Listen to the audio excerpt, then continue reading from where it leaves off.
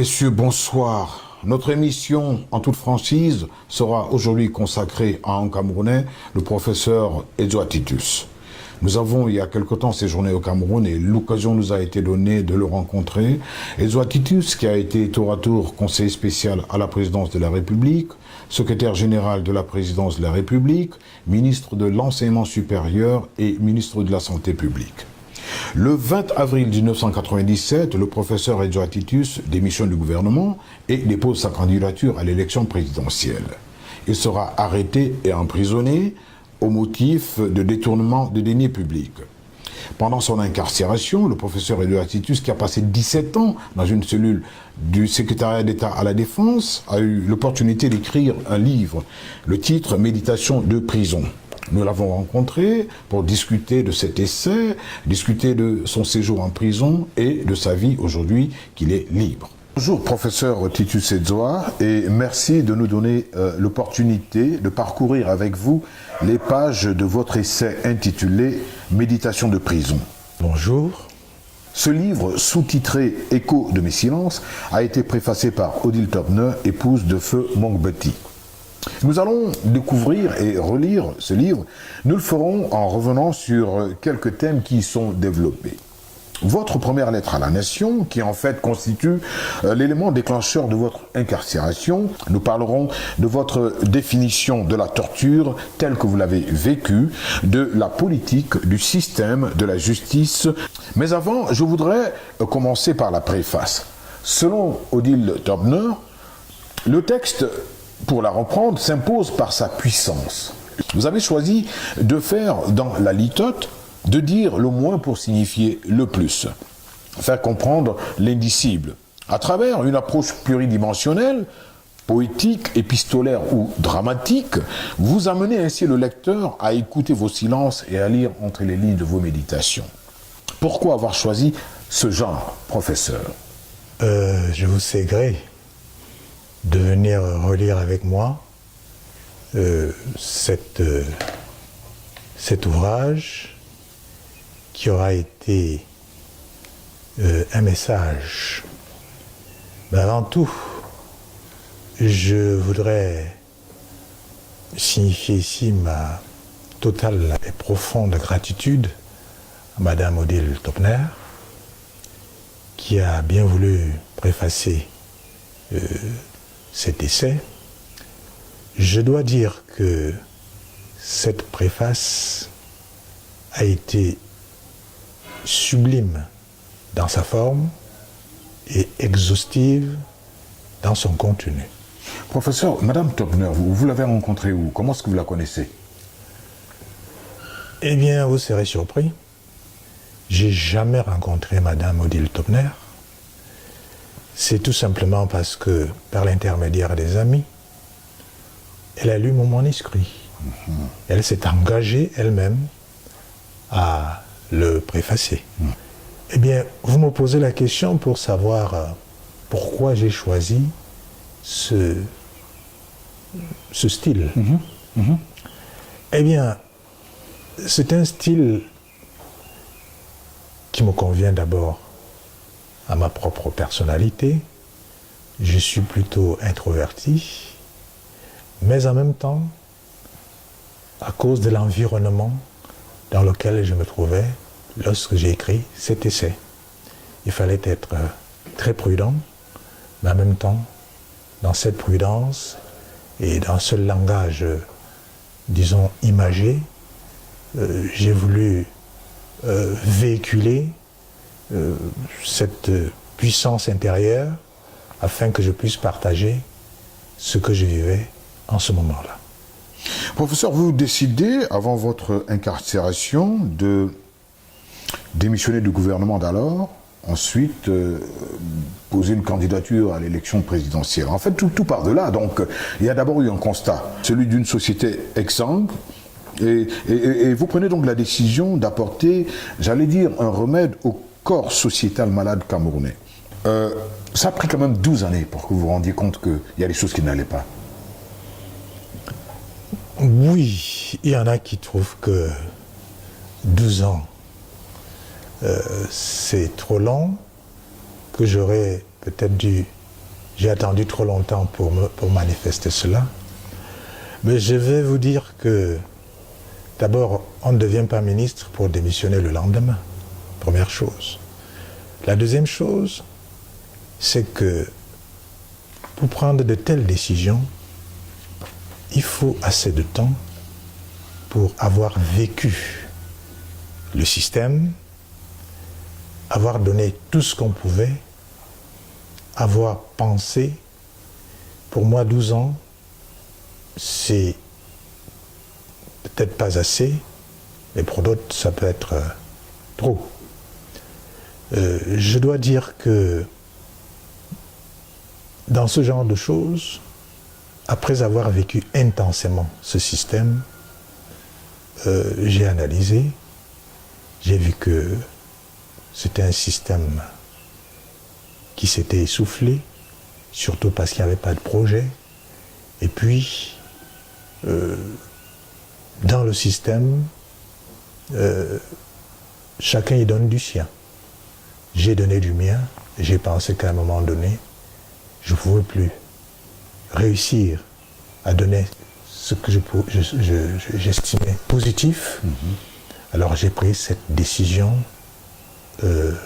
lourde, non seulement de démissionner, mais de proposer autre chose pour que notre pays puisse bénéficier d'une autre proposition. D'une autre approche. Tout à fait. Vous avez été tour à tour ministre chargé de mission à la présidence de la République, conseiller spécial à la présidence de la République, ministre de l'enseignement supérieur, secrétaire général à la présidence de la République, ministre de la Santé. Des postes assez importants, des postes de décision. C'est-à-dire que vous avez été l'émanation même d'une certaine politique camerounaise vécue par les Camerounais. Et vous écrivez à ces Camerounais, vous dites que j'ai besoin de votre complicité pour qu'ensemble nous sortions ce pays de l'impasse du désespoir.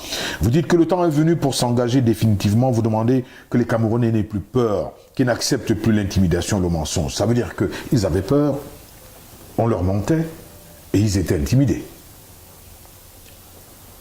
Oh oui, ça c'est une analyse faite dans la chaleur de l'action. Sous le feu de l'action, oui. Oui. Et je pense que vous venez de citer les missions, enfin les fonctions que j'ai occupées. Vous confirmez par là que les 12 ans, disons, se justifient. Alors, dans toutes ces fonctions, je crois que j'ai fait de mon mieux pour contribuer, n'est-ce pas, au succès du système, mais c'est justement à cause de cela que j'avais la certitude de ma décision. Alors, quand je parle de peuple terrifié, eh oui, le peuple est terrifié. C'est-à-dire qu'il n'y a pas de liberté. On ne peut pas penser. Les génies sont écrasés. Alors, en politique, pour pouvoir œuvrer à ce niveau, le peuple doit non seulement vous comprendre, et pour qu'il vous comprenne, il faut que vous expliquiez. Alors ça demande beaucoup de courage. C'est pour cela que j'ai dit au peuple camerounais, eh bien, pour changer les choses, il faut que vous me suiviez. Je vous montre une direction par un projet de société, et c'est par ce projet de société que nous allons réussir à changer les choses. Qu'est-ce que vous pensez de la solidarité gouvernementale, de ce que les Anglais disent team spirit, l'esprit d'équipe? Vous êtes d'accord que ça devrait exister dans un gouvernement? Non seulement ça devrait exister, je pense que c'est absolument la base. C'est une infrastructure pour qu'un groupe qui travaille pour un projet, pour une mission, réussisse. Donc, la solidarité est essentielle. Mais ceci dit, dans la solidarité, pour qu'il y ait des résultats positifs, il faut que chaque individu de ce groupe fasse fassent tout pour être performants. Et c'est cette performance liée les uns avec les autres qui donne, n'est-ce pas, qui booste l'action pour que l'action puisse réussir. Le corollaire justement de ce travail en équipe, c'est que il y a à partager les succès et malheureusement les échecs. Vous partagez les succès et les échecs du gouvernement à cette période. Vous êtes responsable de la situation, d'une certaine manière, professeur. Oh, partager, vous êtes obligé de partager. Mais vous n'êtes pas nécessairement responsable. Il faut faire la part des choses. La part des choses. Mais à un moment donné, quand vous trouvez que vous avez donné assez et que ça ne change pas, vous avez le devoir et le droit de pouvoir dire et proposer autre chose. Et c'est ce qui est arrivé. À propos de propositions, revenons donc sur les grandes lignes. Quelque part, un jeune, un emploi, c'est une des phrases choc de votre vision de ce Cameroun, un jeune, un emploi. Quoi d'autre que vous aviez à proposer? Oui, vous savez, en politique, on utilise des formules, mais ce sont des formules qui naissent d'une pensée. Disons qu'un jeune, un emploi, c'est la fin d'une pensée. Mais cette pensée est précédée par quelque chose de très fort. C'est ça. Pour moi, la politique n'est pas un instrument de jouissance. Pour moi, c'est un noble instrument qui doit être guidé par un projet de société. Et dans ce projet de société, il faut un rêve, une utopie. Et cette utopie, pour moi, c'est l'être humain, c'est l'homme. L'homme dans tous ses aspects, et en l'occurrence sur le plan matériel, psychique, spirituel. Il faut créer, n'est-ce pas, des opportunités qu'on donne à chaque citoyen pour qu'il puisse les utiliser afin d'aboutir à un minimum de bien-être sociétal. Pour réussir à cela, il y a des instruments. Il y a l'instrument politique, dont on vient de parler, mais il y a des instruments qui sont aussi importants, instruments économiques, culturels et sociaux. Et un jeune et un emploi, vous voyez aujourd'hui, c'est un problème qui est mondial, l'emploi.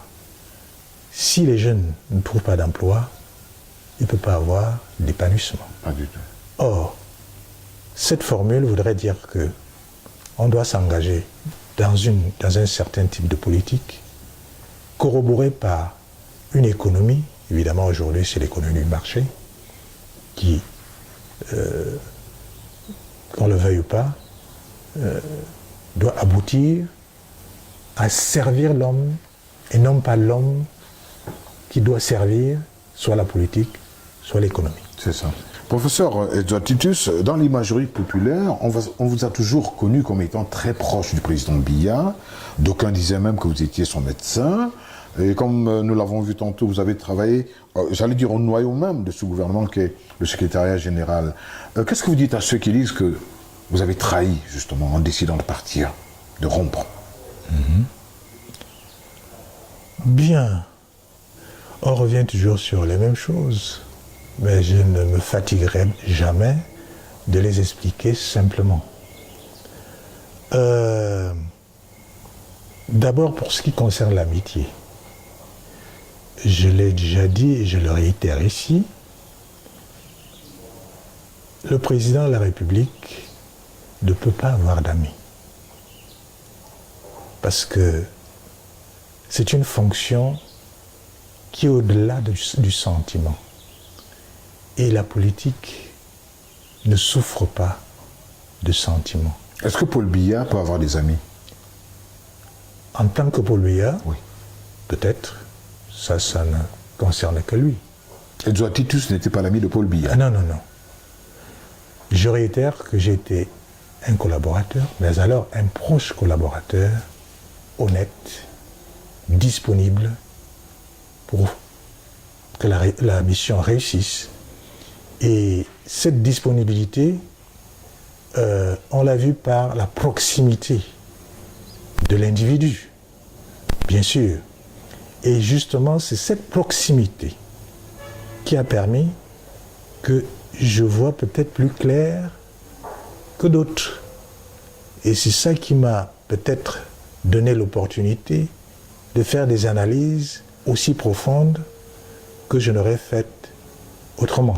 Si vous étiez un peu plus loin. Voilà. Ouais. Donc il faut plutôt voir cela de ce côté plutôt que le côté sentimental. Ça a été un côté de raison et d'un homme actif. Donc le pragmatisme ici était en avant de toute action. Est-ce que vous est arrivé, professeur, comme ça, de faire des suggestions, justement, en tant que personnalité très proche du président de la République, et de lui dire, je pense que le cap ici, nous sommes en train de prendre le mauvais cap. Est-ce que l'occasion vous a jamais été donnée de le lui dire? Mais si vous ne le lui dites pas, vous ne servez à rien. Il faut le lui dire, mais seulement avec la manière. Dans le respect, dans la finesse. Il a tout ce qu'il faut pour évaluer. Et puis, lorsque vous donnez un avis à ce niveau-là, soyez froid. N'attendez pas qu'il écoute votre avis. Vous n'êtes pas là pour le guider. Vous êtes là tout simplement pour l'aider à prendre une décision. Manifestement, votre aide n'a pas porté des fruits prometteurs, et vous vous retrouvez donc, après votre déclaration candidat à la présidence, sous les verrous. Et comment vous l'avez vécu votre première nuit? Oh oui, ce sont des souvenirs qui sont des souvenirs obscurs. Parce que du jour au lendemain, sans raison apparente, sinon de l'exercice de votre liberté, vous vous retrouvez dans des situations plus qu'embarrassantes. Alors, cette nuit est une nuit qui est très symbolique.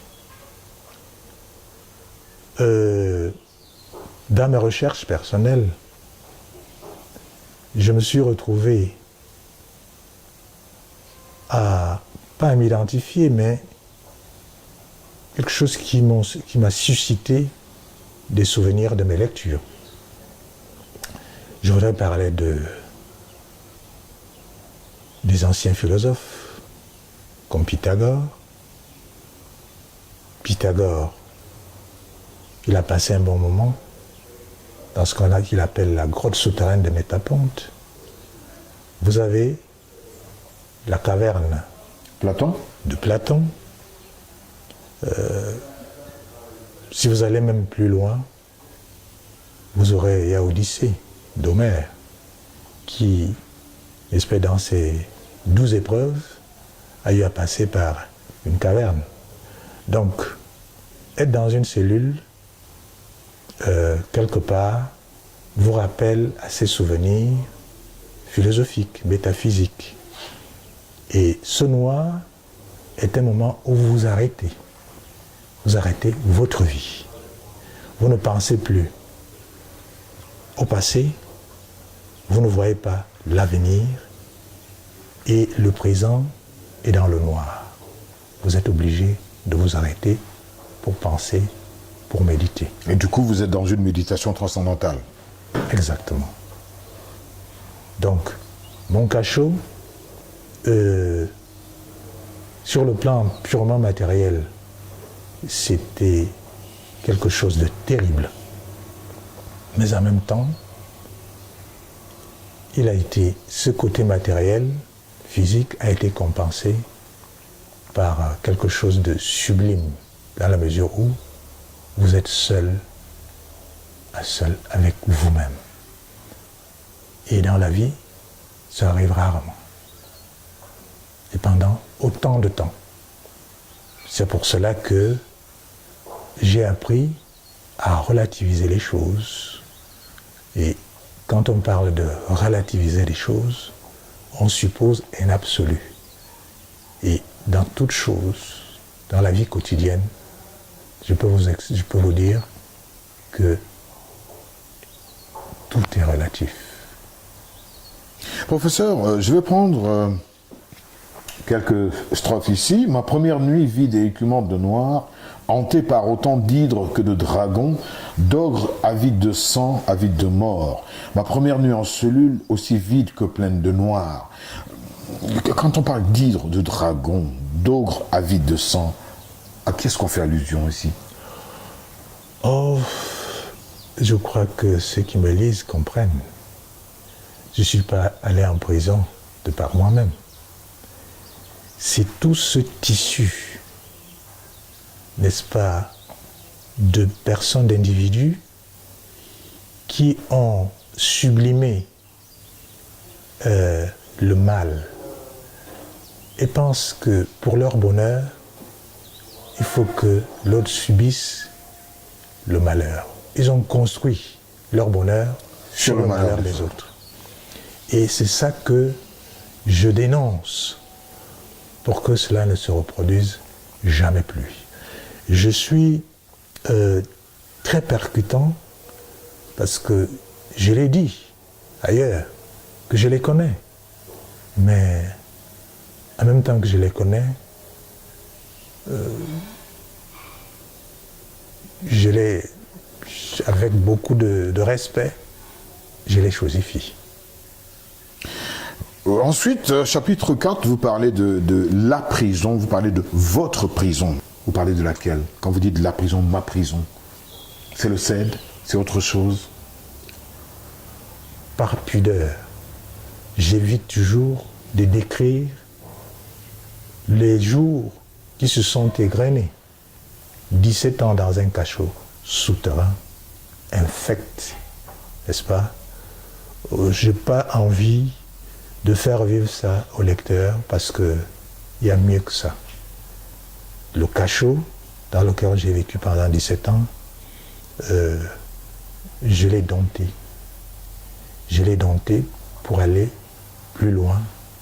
Et le plus important, c'est pas la terreur que j'y ai vécue à chaque instant, mais c'est plutôt ce que cette terreur a pu faire de moi. Alors, si je comprends bien, quand on regarde la première de couverture, on voit des escaliers qui descendent, on voit une porte noire, c'est sûrement celle de votre cellule. Ainsi, plutôt que de dire une descente aux enfers, vous allez plutôt dire que c'est l'occasion d'une méditation pour retrouver la lumière. Oui.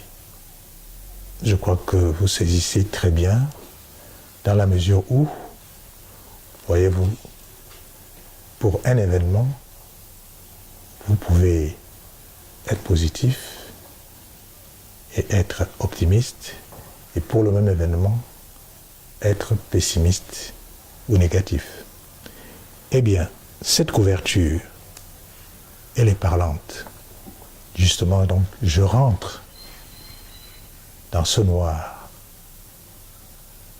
Et à partir de ce noir, j'ai la certitude dès le départ que j'en sortirai un jour. Donc il faut de la foi. Et quand j'en sors, c'est pour monter les escaliers et voir la lumière. Et là, le symbole de la caverne de Platon se réalise. Dans la caverne, je ne vois que des ombres. Que des ombres, ouais. Et ces ombres ne sont que des images de la réalité qui est à l'extérieur sur le soleil. Et quand vous sortez de cette caverne, eh bien, il ne faut pas m'envier. Disons que dans la solitude, vous êtes dans le silence. Et ce silence, pour moi, a été un langage, et j'ai défini le silence comme un langage de l'infini. Mais, dans ces méditations, qu'il faut d'ailleurs structurer, j'ai eu des compagnons insolites, qui ont brisé, n'est-ce pas, ma solitude. Comme ce fameux coq. Oui, avant le coq même, je parle justement des souris. La souris, ça c'est un animal très très intelligent, qui si vous avez l'occasion de l'observer, comme j'en ai eu, c'est quelque chose d'extraordinaire. Donc j'en ai eu de petits, de gros et tout ça. Il y a eu des combats que j'ai écrits dans l'ouvrage. Quelquefois j'ai gagné, quelquefois ils ont gagné, et quelquefois il y a eu match nul. Le moustique, c'est un animal aussi extraordinaire. Il vous attaque même dans l'obscurité parce qu'il a un radar et tout ça. Eh bien, j'ai voulu un peu, dans ce style, faire ami ce qui pouvait sembler ennemi, adversaire. Et c'est une technique, même dans la vie courante. Ce n'est pas celui qui vous attaque, ce n'est pas celui que vous pensez être ennemi, qu'il est forcément. Quelqu'un qui paraît ami peut être un ennemi caché. Bon, ceci dit, vous parlez du coq. Là aussi, ça a été quelque chose de sublime, dans la mesure où le coq, c'est le symbole de la Renaissance et de l'apparition de la lumière intérieure. Donc, la visite de mon coq venait me passer un message. Il dit, voyez-vous, vous êtes là, vous n'êtes pas mort, vous allez renaître, et qui sait jamais, vous pouvez voir une lumière plus éclatante le moment venu. Savoir positiver. À propos de découvertes dans votre prison, toutes ces bestioles, ces souris, vous ont sûrement fait découvrir la qualité de nos cellules, de nos prisons. Celles érigées par le gouvernement que vous avez servi à un moment ou à un autre. Si vous aviez à refaire, je prends le cas des prisons, qu'est-ce que vous feriez pour améliorer la situation des prisonniers, par exemple ? Eh bien, je dois vous dire que ça, c'est une des carences de nos systèmes. Si j'avais jamais été en prison, je n'aurais jamais découvert la cellule. Nous vivons en vase clos. Et ça, c'est une des carences de nos gouvernements.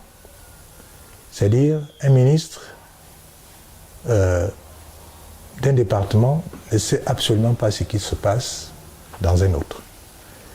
Et ceci est dû à, je dirais, un obscurcissement de l'action. Donc, j'ai découvert la prison centrale d'abord, où j'ai fait 19 jours, et je vous assure que comme je ne crois pas au hasard, c'était pour que je touche du doigt ce que peut vivre un prisonnier, des prisonniers. Alors, parmi les changements de la société, quand on parle de sécurité sociale, mais je vais vous dire une chose, on mesure l'état d'une société, pas seulement par les hôpitaux, n'est-ce pas, par l'éducation, mais par l'état de prison. Parce que lorsqu'on devient prisonnier, une société comme la nôtre, non seulement vous oublie, mais vous diabolise. Le commun Camerounais, il est même content de voir des gens en prison. Et tant que ça ne lui arrive pas, il ne peut pas imaginer ce que c'est que la prison. Une prison dans laquelle la torture a pignon sur rue, et c'est l'objet du chapitre 6. Alors, moi j'ai vécu une prison spéciale. Et c'est cette prison spéciale, quand j'y pense, ça me donne toujours froid au dos. Comment un être humain peut non seulement souhaiter d'amener à la mort un autre, mais de se réjouir de ce processus. C'est ce cynisme qui est diabolique. C'est des choses qu'il faut écarter, éliminer de notre société. Mais est-ce que le cynisme ne fait donc pas partie du pouvoir? Est-ce que c'est pas machiavélique? Ça ne fait pas partie du pouvoir, professeur? Oh, vous parlez de Machiavel. Si on devait discourir sur Machiavel, je vous assure qu'il faudrait une autre émission. Mais permettez-moi de vous dire que la lecture de Machiavel à propos du cynisme, elle est, disons, anachronique. Ceux qui lisent Machiavel, ils ne lisent pas Machiavel dans son contexte. Et puis, comme je l'ai dit, Machiavel, quand on dit Machiavel, on se réfère n'est-ce pas, au petit volume des Principatibus, qui veut dire le prince. Le prince, oui. Machiavel a écrit ce petit livret en une semaine. En une semaine, pendant sa disgrâce, lors du retour des Médicis. Mais alors, il a écrit ce petit volume dans le sens où on rechercherait un prince qui pourrait diriger une cité qui est sujet à l'anarchie. C'est pour cela que, d'une façon très très précise par rapport à l'environnement, il y avait le désordre, parce que... Il fallait donc une poigne de fer pour remettre de l'ordre dans la maison. Oh oui, pour remettre de l'ordre où il y a l'anarchie. Mais ce n'est pas ce qui se passe dans le pays. Nos pays ne sont pas dans l'anarchie. Ils ont un chef. Et ce chef-là, il doit faire autre chose que de combattre l'anarchie qui n'existe pas. C'est pour cela que, quand on parle de Machiavel dans nos sociétés, c'est un non-sens. Et j'ajouterais pour la culture de ceux qui nous écoutent, le livre Machiavel n'est pas le plus important qu'est écrit Machiavel. Le livre le plus important d'ailleurs, ça a été celui qui parle de Tite-Live, n'est-ce pas, qui décrit et puis commente la première décade de Tite-Live. Et dans ce livre, Machiavel est un précurseur de la République. Voyez-vous. Donc ça prend tout un autre sens. Absolument. Donc j'inviterai le lecteur à aller revoir son Machiavel et sur le plan politique, il trouverait des choses beaucoup plus puissantes que le cynisme présumé, n'est-ce pas, du prince. Du prince. Pendant vos 17 ans, il y a eu cette prison, il y a eu cette torture, mais le système judiciaire vous a pratiquement, j'allais dire, écrasé. Est-ce que ce serait trop dire que de dire que le système vous a écrasé? Le système judiciaire au Cameroun a essayé de m'écraser. Ah, d'accord. Mais je ne pense pas qu'il ait réussi à le faire. C'est un bon système judiciaire? Là aussi, vous savez, le système judiciaire autrefois était une autorité, mais il est devenu un pouvoir. On aurait cru que ce pouvoir aurait pu être une contrepartie des autres pouvoirs, à savoir le pouvoir exécutif et le pouvoir législatif. Mais j'ai été très déçu. J'étais même, dans le livre, très dur, pour rappeler que la justice est quelque chose de fondamental dans une société. Notre justice a peut-être besoin de réformes, mais pas dans l'écriture des lois. Ce qui, dans notre justice, cloche, c'est l'engagement du magistrat. Le magistrat doit réapprendre à dire le droit, et pour qu'il puisse avoir son indépendance, il faut qu'il s'attelle à être compétent et surtout avoir le courage de prendre ses décisions. Car pour qu'un pays puisse s'épanouir, il faut qu'il y ait une justice qui respecte le droit. Vous avez adressé une deuxième lettre, une dernière d'ailleurs, à la nation camerounaise. Une lettre qui peut être considérée comme un réquisitoire contre le système judiciaire camerounais. Un système dont vous avez parlé, perfectible. On n'aura jamais fini de parler de la justice. Je réitère que ce n'est pas seulement perfectible. Le problème de la justice au Cameroun, je le redis, ce n'est pas la compilation des lois qui est importante. Quand vous lisez le code pénal, il a prévu beaucoup de choses. Évidemment, il y a des choses qu'il faudrait revoir par rapport à l'évolution de la société, mais à mon humble avis, le problème de la justice au Cameroun revient à ceux qui l'exercent, c'est-à-dire tout le système judiciaire,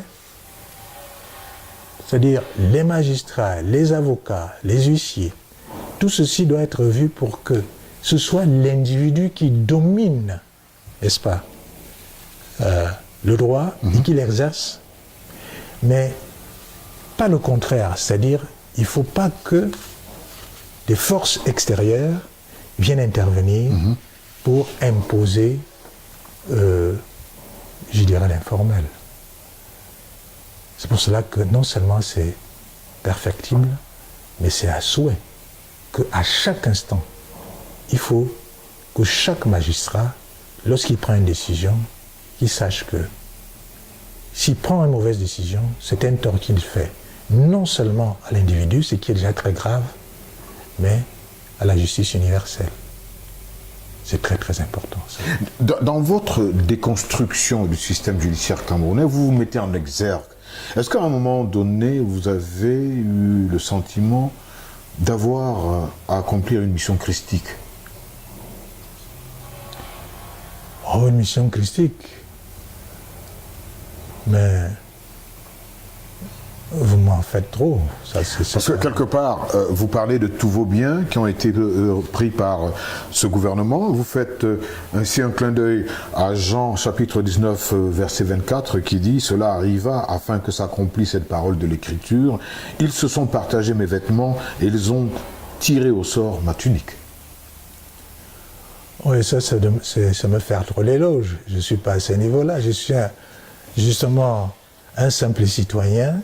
En tant que citoyen, je ne mérite pas de voir mes biens confisqués pour rien, parce que cela fait plaisir à celui qui pense avoir le pouvoir.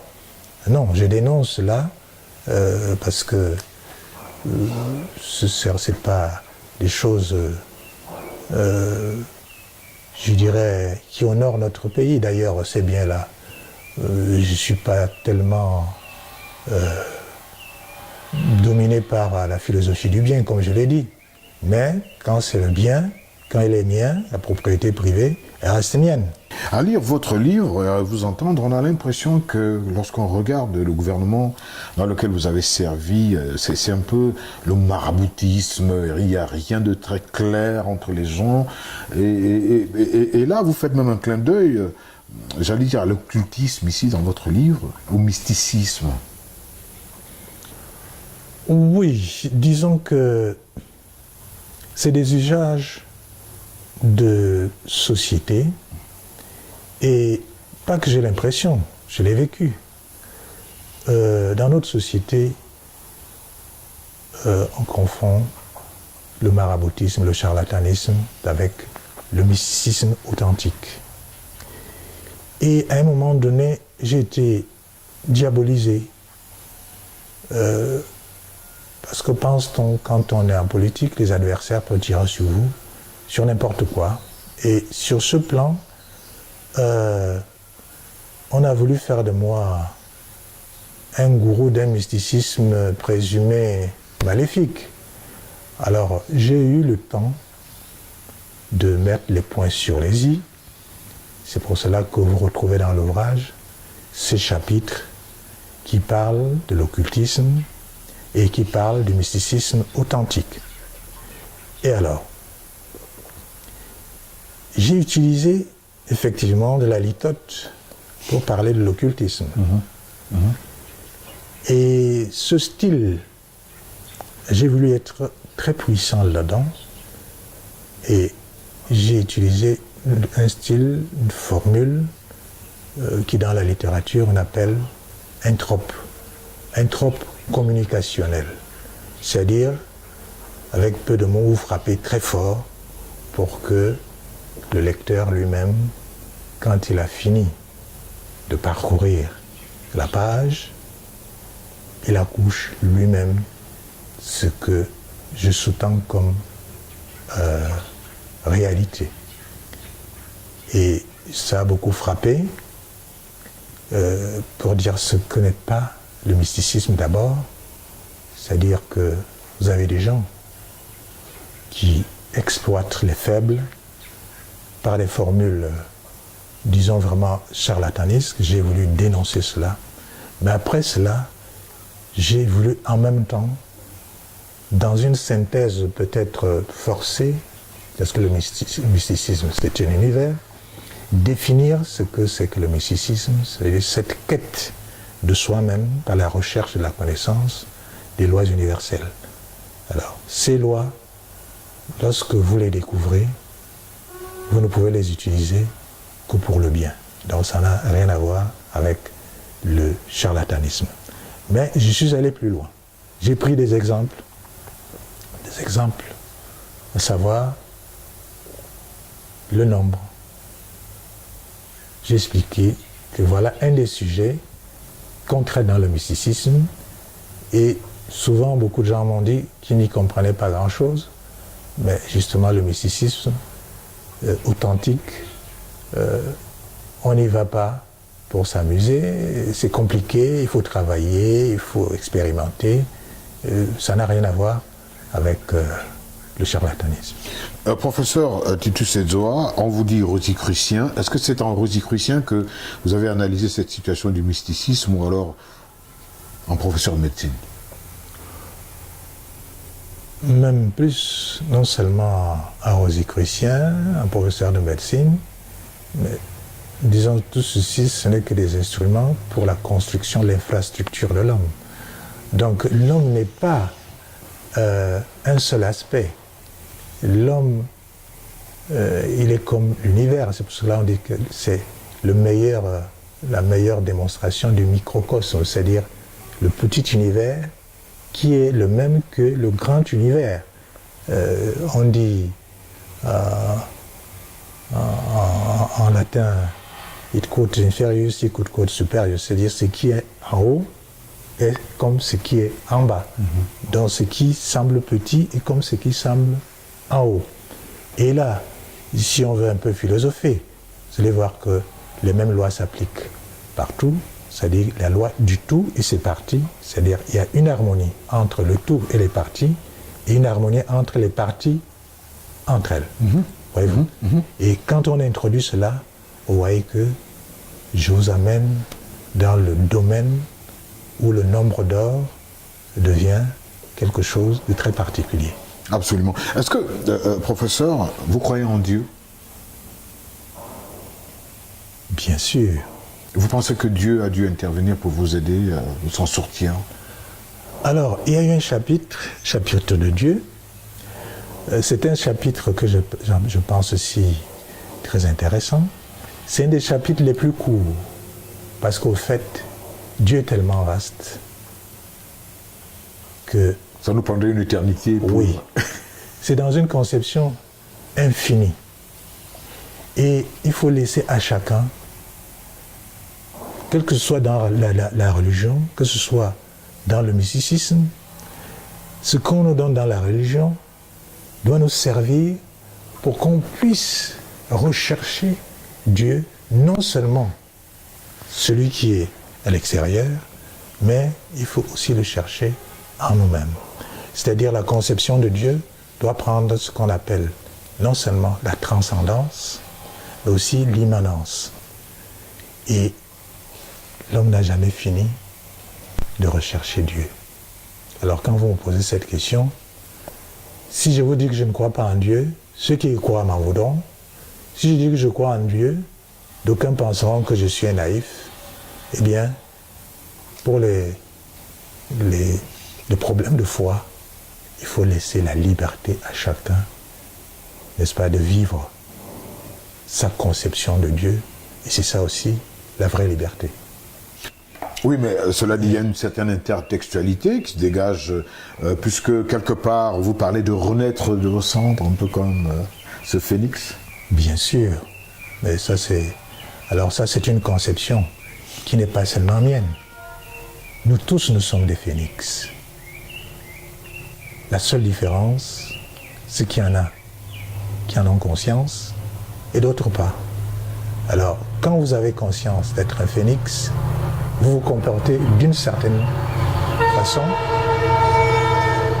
et vous vous mettez dans le royaume de l'éternité. Parce que je pense que l'homme, de par son âme, il est éternel. C'est le physique qui a une apparence qui ne l'est pas, encore que. Il est dans sa structure, mais pas dans sa forme. Donc, j'ai voulu partager ce genre de réflexion. Au fait, je donne la clé pour que le lecteur puisse aller chercher et se faire une idée. Car le phénix, c'est une légende pluriséculaire. Et si ceux qui nous ont précédés ont bénéficié de ce genre de pensée, pourquoi pas nous aujourd'hui? Et en l'occurrence, au Cameroun, où le matériel rend fou, il y a la frénésie. Et ceux qui en veulent tout avoir, et par des moyens qui ne sont pas des moyens orthodoxes, et vous voyez dans ce déséquilibre de la société qui fait que le bonheur d'une petite minorité, n'est-ce pas, est bâti sur le malheur de la majorité. Professeur, à un certain moment, vous avez envoyé une lettre au président de la République. Le titre « 14 ans de torture, ça suffit ». Lettre à M. Paul Biya, mais en dessous vous dites « J'ai été honteusement réifié en un vulgaire otage de votre vitrine politique. Ma liberté m'a été confisquée sans raison. Que votre raison veuille bien me la restituer, Monsieur le Président. » Vous pensez qu'il avait une raison et qu'il a été, j'allais dire, en amont ou en aval de votre situation, le président Biya? Oh, je pense à cette question. Je souhaiterais que vous ayez le courage de la lui poser à lui. Parce que si je suis un protagoniste, moi je subis. Il y a des explications que je ne peux pas donner, n'étant pas le créateur de la situation. Certes, en démissionnant, en me présentant comme candidat, j'ai déclenché une énergie. Mais il ne m'appartient pas de maîtriser l'énergie qui en revient. Sinon que, en le faisant, je ne peux pas présumer savoir s'il avait raison ou pas. Votre courrier, est-ce qu'il est resté lettre morte ou alors vous avez eu un retour d'ascenseur de la part du président? Une réaction quelconque? Une réaction écrite ou... Oui, écrite, orale. Non. J'ai jamais eu de réaction en tant que telle, mais ça n'avait aucune importance. Je lui ai écrit une lettre en lui disant exactement ce que je pense, mais dans un contexte absolument respectueux. Et je pense qu'il l'a lu. Quelques-uns m'ont demandé, est-ce qu'il vous a entendu? Je ne sais pas s'il m'a entendu, mais j'ai la certitude qu'il a lu ma lettre. Ah, vous avez la certitude qu'il a lu la lettre? Tout à fait. Est-ce que, pour n'avoir pas réagi à propos de silence, justement, on peut conclure qu'il ne dit rien consent dans ce cas? Ah, ça, c'est une question qu'il faut lui poser. Professeur Titus Edzora, aujourd'hui, vous êtes libre. Mais qu'est-ce que la liberté pour vous? Ah oui, définir la liberté n'est pas simple. Je vais me référer à un sénateur polonais du nom de Raphaël Leszczyński qui disait ceci lors d'une séance. Il disait malo periculosam libertatem quam quietum servitium. Qu'est-ce que cela veut dire? Je préfère la liberté avec tous ses périls à la quiétude de la servitude. Mais la liberté est quelque chose de très particulier. C'est-à-dire? Car la liberté, ce n'est pas le vin doux, ce n'est pas la femme douce. Ce n'est pas les biens qu'on garde dans les celliers, dans les greniers. Ce n'est pas un enfant dans le berceau. La liberté, c'est aussi un chant solitaire qui, si on ne la maîtrise pas comme il faut, elle a tendance à s'envoler dans les airs. Qu'est-ce que je voudrais dire par là? Quand on a la conception de la liberté, comme j'entends, il doit toujours être accompagné de la conception de la responsabilité. Donc, dire liberté, c'est pas faire ce qu'on veut, mais faire ce qu'on doit faire en assumant ce qui en découle. Donc, pensez toujours, c'est un message que je voudrais faire passer. Dire liberté, c'est la moitié de la pièce, et l'autre moitié, c'est la responsabilité. Et maintenant que vous avez pris du recul, quel est le regard que vous jetez sur ce Cameroun aujourd'hui? Il donne à espérer? Le Cameroun aujourd'hui m'inquiète encore plus qu'hier, car nous nous retrouvons dans un carrefour, je dirais dans une impasse. On n'a pas le temps de regarder en arrière, parce qu'on n'autorise pas qu'on fasse un bilan. Il est interdit de regarder l'avenir. Et on est là, on tourne en rond. C'est-à-dire, le Cameroun est comme tétanisé. Tétanisé dans une terreur qui ne dit pas son nom. Tout le monde a peur de tout et de rien. Alors, dans cet environnement, comment voudriez-vous qu'un homme comme moi ne soit pas inquiet? Qu'est-ce que vous pensez de cette idéologie du président Biya, cette émergence en 2035?